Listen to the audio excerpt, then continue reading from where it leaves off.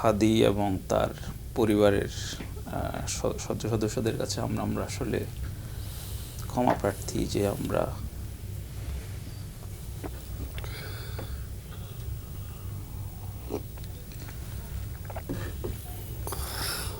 হাদির বক্তব্যই যদি বলি, বিভিন্ন গণমাধ্যমে হাদির বক্তব্য দিয়েছিল যে ফ্যাসিবাদের শক্তি এখনও বিভিন্ন জায়গায় রয়েছে। আব্দুল সালাম ভাই যেটা বলছিলেন, মাঠ প্রশাসনে, সচিবালয়ে, পুলিশে, সব জায়গায় দোসররা রয়েছে। সেই দোসর মুক্ত করা না গেলে এই যে গণ অভ্যুত্থান বলেন আর যেটাই বলেন আপনারা, সেটার সুফল তো সাধারণ মানুষ পাবে না। এখন এই মুহূর্তে সেই কথা কতটা বাস্তবায়িত হচ্ছে, আপনারা কি বলবেন? ধন্যবাদ। আমি আসলে আজকে যে পরিস্থিতিতে আমরা এখানে বসছি, আমরা আসলে আলোচনা করার মতো আমাদের সেই অবস্থা নেই। তারপরেও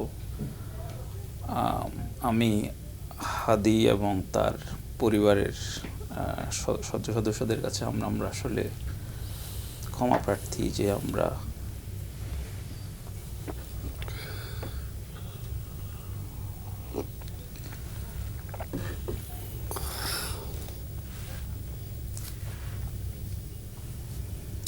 যে দেশ চেয়েছিলাম যে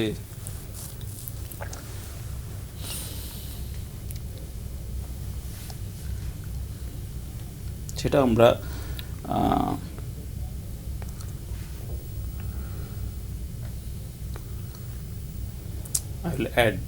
লেটার আপনারা একটু করেন। সত্যি আসলে এই মুহূর্তে বলার ভাষা কারোই নেই। আমরা